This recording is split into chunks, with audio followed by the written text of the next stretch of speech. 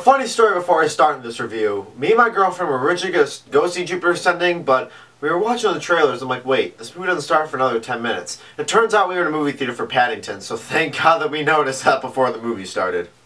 Whew!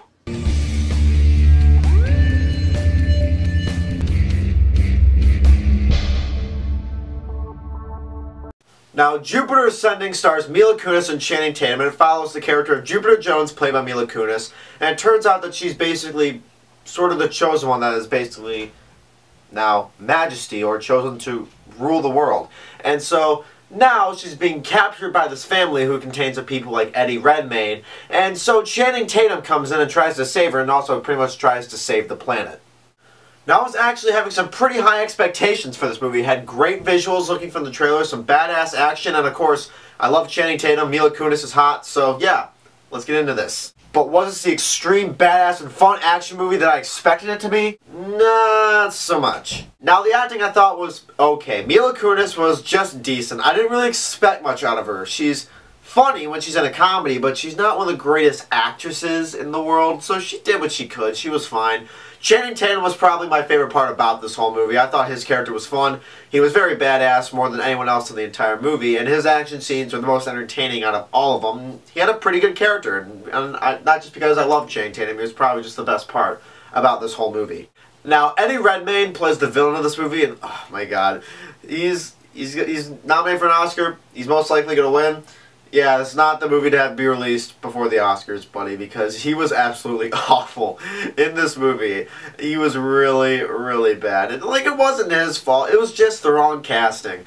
Redmayne, you're not a villainous guy. You cannot play the villain. Every time that he spoke, I could barely understand a single word that he was saying, and it just got to the point where I was laughing at every single scene he was in, or yawning, because a lot of his parts were very, very boring, and definitely his scenes were one of the things I hated the most about this movie.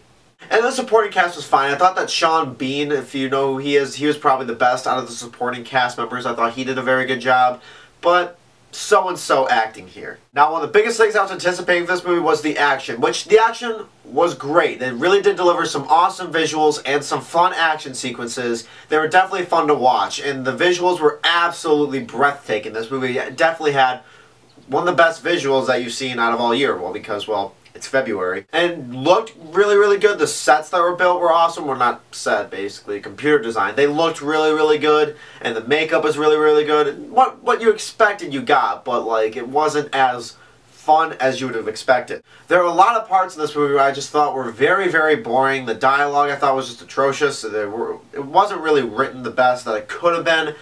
And I just really had a lot of high expectations for this movie. And it really let me down. It really let me down. It definitely showed me a lot of good parts about it, but there were definitely lots and lots of lows.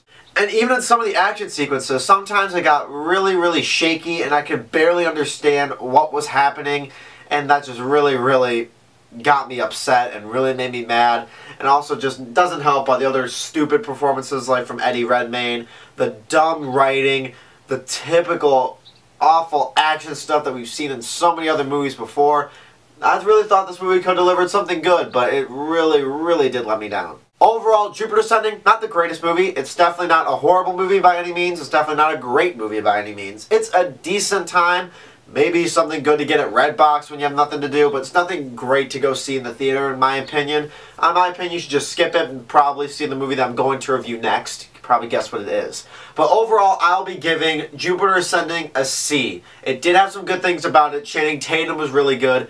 But action was really, really good too. The visuals were really, really good. But there was a lot of so-so acting, a lot of stupid cliches, bad writing, and a lot of boring scenes. So that was my review of Jupiter Ascending. And I really hope you guys enjoyed it. And I'm Lucas Stringer. I'll see you guys later.